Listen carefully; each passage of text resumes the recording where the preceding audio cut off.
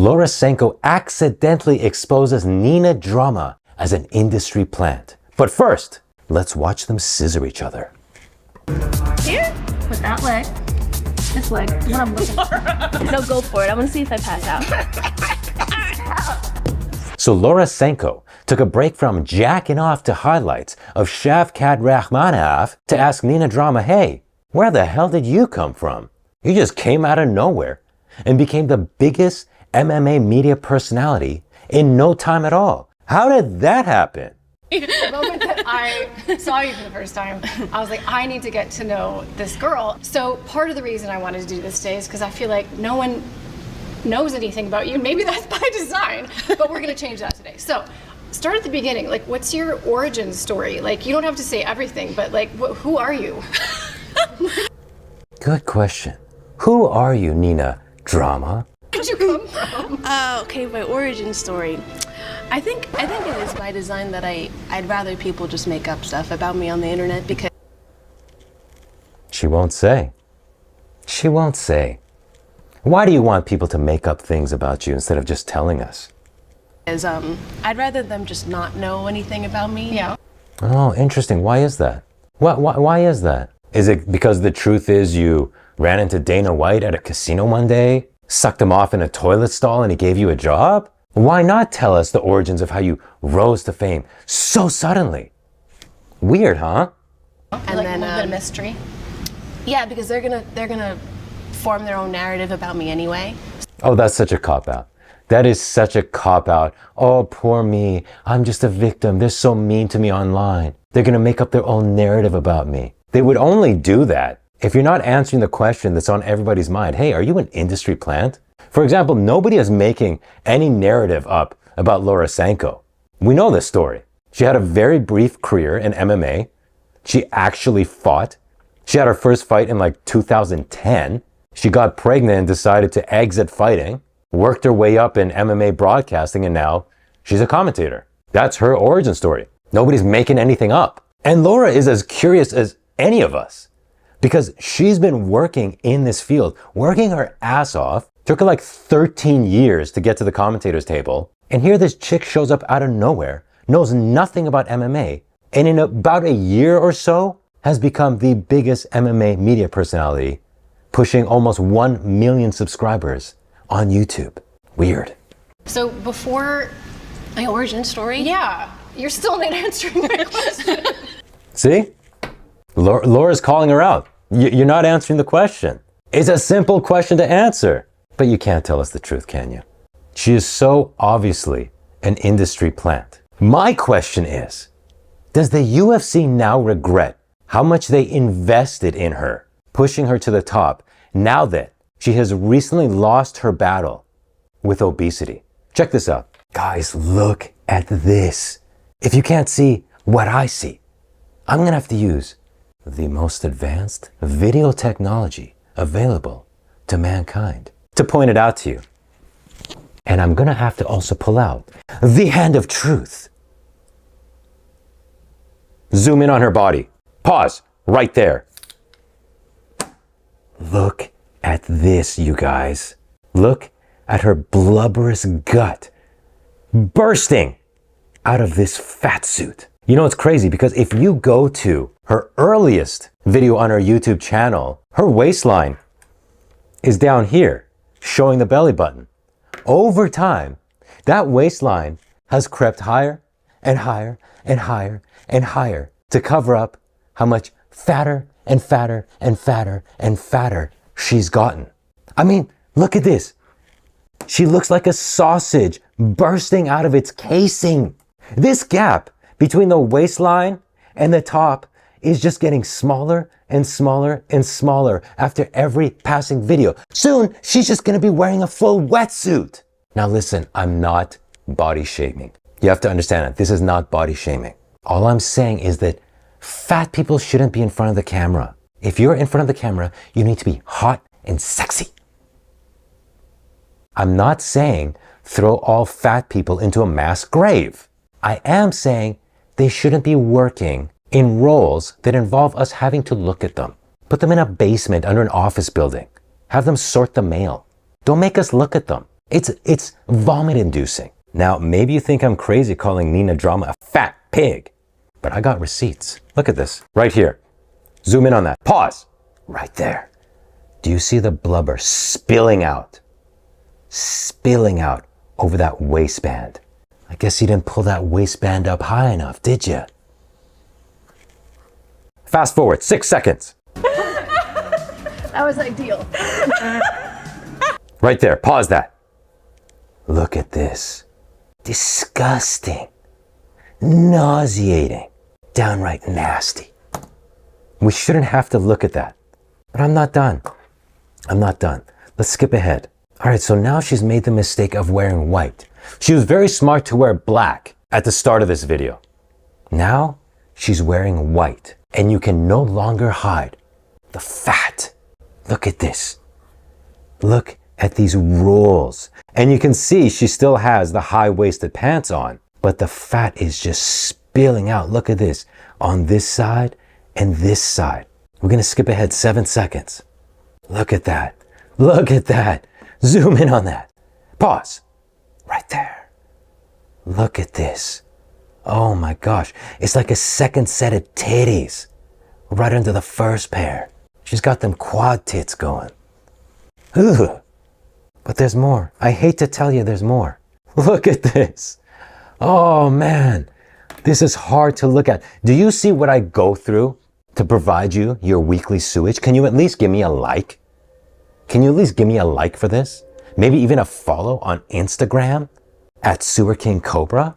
It's the least you could do for my pain and suffering. And I'm not even done looking at her blubber.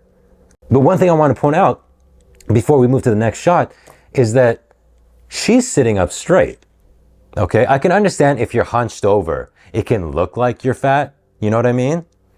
She's sitting up straight. This is how much blubber pops out when she's sitting up straight. That's insane. And to really drive that point home, look at this shot over here. Now she's even leaning back. Forget sitting up straight. She's leaning back and the gut is still protruding. Ooh. Now I want to show you what a non-obese woman looks like. Laura Sanko. All right, right here. Right here. This is a flat tummy, right? That's a flat tummy. And Laura Sanko is what, in her mid-60s or something? You would think that with Nina Drama's job, with how much money she's making, how many views she gets, how much love she gets from the simps, you would think she would bother to, I don't know, exercise? But apparently that's asking too much of her. Anyway, I cannot look at her fat body anymore without puking up my breakfast. So let's move on to Laura Sanko still trying to get to the bottom of, hey, where the hell did you come from, bitch? How did you transition from modeling to the content creation stuff? I want to say about 5 years ago, we left New York. So when she says we left New York, I'm going to assume that means her and her cuck boyfriend, who's the cameraman. So we came out, I was still modeling and stuff, but then maybe a year later, COVID hit and the entire industry changed. Yeah. You know, our agencies wanted us to post a lot of our work and stuff like that, so, but I was less of a high fashion model. And more of a whore fashion model? But here and there we would do like some funny videos together and stuff. Okay, so we're missing something there, right? We're missing something there. We drove out from New York. Why? First of all, were you offered a position with the UFC? Is that why you just decided to go to Vegas? Like, okay. Anyways, let's skip that. So she says, well, you know, we just started making funny skits. This looks like the Power Slap dudes. So she already has access to the Power Slap dudes right away. That's weird. Isn't that kind of weird? Let's move on. Okay. We just made like really funny videos together. We kind of, during COVID, we were kind of like, well, we're home. Let's just keep creating stuff. Yeah. That's when we started really diving into social media and seeing what we could sort of pull out of that. Oh, okay. So she just said, well, you know, we were just home all the time, so we decided to make funny videos with Jamal Hill? What? Are we missing something here?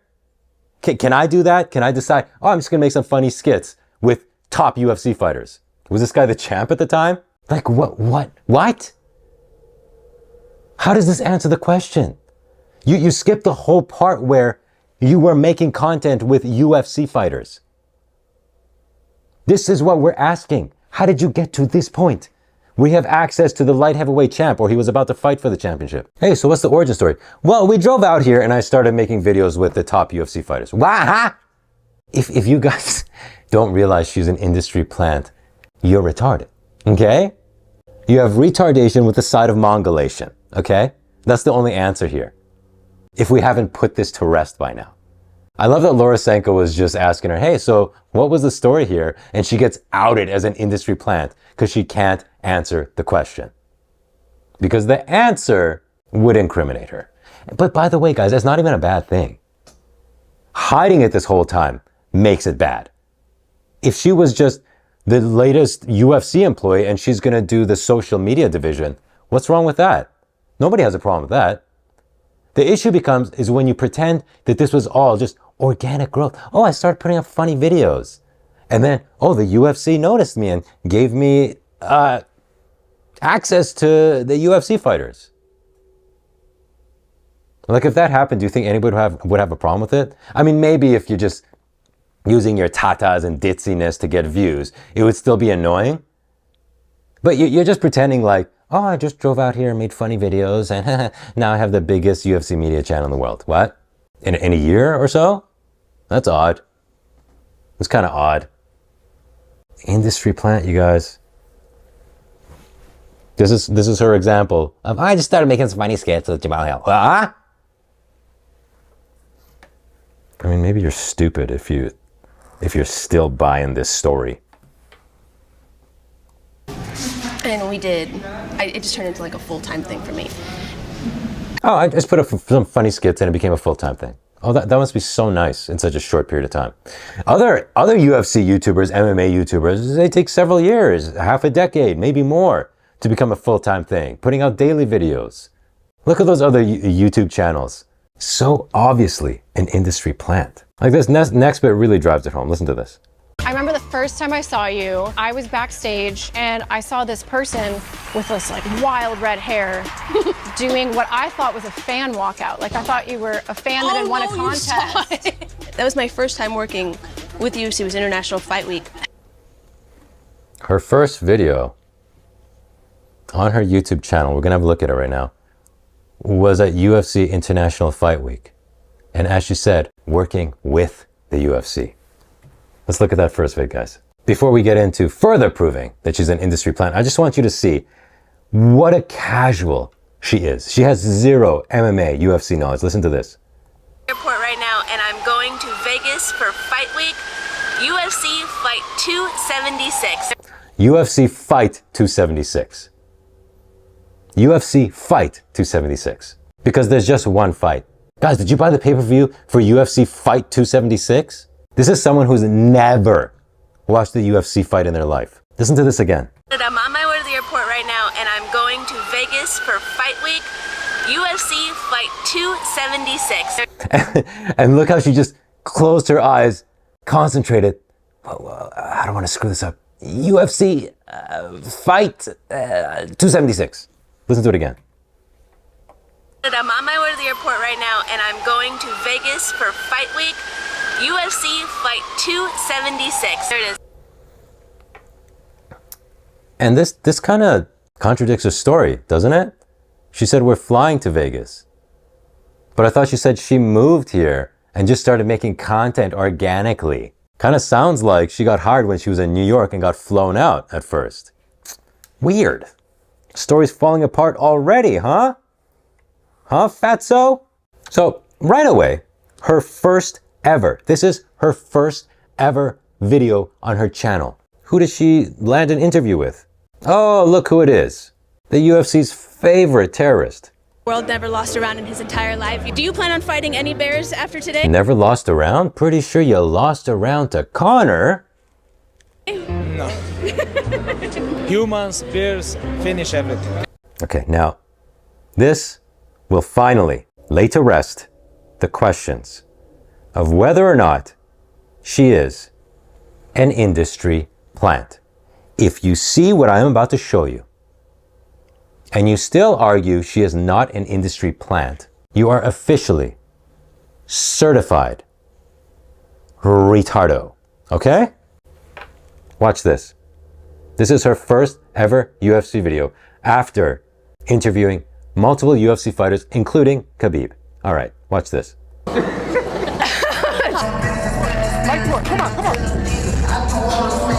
She's doing a UFC walkout. Now you're saying, oh, big deal. They just snuck in there and shot some content. Really? Look at this. Oh, what's that? Would that happen to be an official UFC camera? Do they have two official UFC cameramen shooting this? Why would the UFC be shooting it? Why would the UFC be shooting her first video? Why? Someone explain that to me. She went up to Dana in the back and said, hey, I have a YouTube channel with currently 0 videos. Okay, I actually don't have a YouTube channel yet. We haven't put up a video yet. Okay, can I borrow your camera crew? Can I borrow your camera crew for a couple minutes? Can we have access to the arena? Can I do a walkout? Can I go in the cage and start twerking? She literally twerks. I'm not joking. Like, how's it a question anymore that she's an industry plant? How? She is. And again, I have nothing wrong with the UFC hiring some over-the-hill model to do some stupid interviews to get views. That's fine. Stop pretending like you had organic growth and you just worked your way up. You were an employee from day one. They might say, oh, I'm not an employee, and it turns out she's a contractor. I don't care your tax status with the UFC, okay? I don't care how you get paid. You have a contract with the UFC. This cannot be denied anymore. I'm the last real journalist out there, okay? I'm not afraid to present the facts, to take on the stories that matter. But here's the thing, guys. She is headed for disaster if she doesn't do something about her rapid weight gain. She literally just chugs donut filling. Don't believe me? Look at this. So Laura Sanko asks her, what would you do if you were locked in the octagon with Alex Pereira? And she does this. Okay. And that was donut filling, you guys. You can't just chug donut filling all day long and think you're gonna maintain your previous model body, all right? So she's really enjoying all her newfound success, but she's just falling apart. Now, here's the thing, you guys. When women hit a certain age, they hit the wall, all right? And they start becoming fat. And she is hitting the wall. She's like 35 plus. And it's kind of scary because she doesn't have kids. And so what Laura Sanko asks her is actually kind of cruel because she doesn't have kids at the age of 35 and she's hitting the wall. So this next question was honestly kind of mean. Listen to this.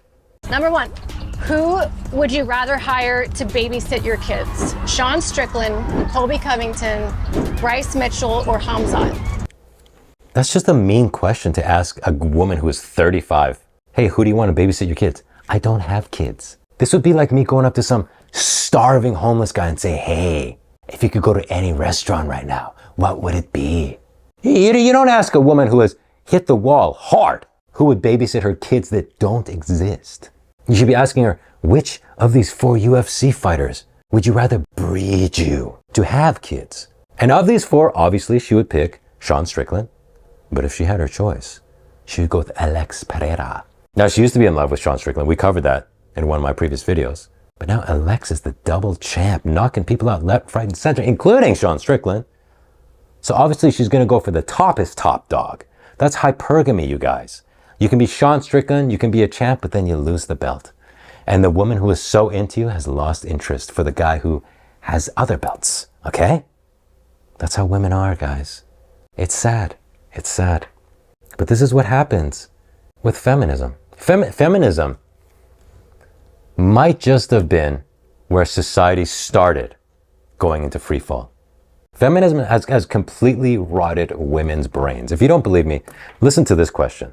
All right, so let me set this up. So Laura asks Nina if she were in a zombie apocalypse, which 3 UFC fighters she would have on her squad. Nina gives her dumb answer, and then Laura answers her own question. It's really interesting. Listen to this. I feel like if I were to do, I would pick Sean for sure, obvious reasons. Alex Pereira because of the archery. Dude. Because if we're surviving, someone needs to be able to hunt and kill food. And then Alex Volkanovski because he could cook the food. So, what are you for, bitch? Feminism has so rotted women's minds that she's saying, we need a man to kill the zombies, Sean Strickland. We need a man to hunt the food, Alex Pereira. And then we need a man to cook the food. Bitch, what are you doing? What are you doing? Just being served? Just being served. You're having one guy kill for you, another guy hunt for you, and another guy cook the food for you. What are you doing? What are you doing? Huh? What are you doing? And it's not like she's some young, fertile woman that what she's giving them is access to her reproductive organs. No. As I said, she's somewhere in her mid-60s. She's over the hill. She can't bear children. And she thinks she's some sort of princess to have men kill for her, hunt for her, and then cook the food for her. And if you think this is just insane, this is actually the reality of many marriages in North America right now. There are men who make all the money, go out, buy the food, come home and cook it. Married men. We've covered across most of my videos on this channel how society is in absolute free fall. Society is done. And I truly believe feminism had a lot to do with that. For example, the people in power. Would they be in power if women didn't have the right to vote? Whose idea was it to let women vote? Have you ever talked to a woman who wasn't retarded? Anyways, guys, this is my 4th video in my series investigating Nina drama. If you haven't seen the other ones, I made a playlist for you starting from the start. Get yourself up to speed with the crimes of the industry plant, Nina drama.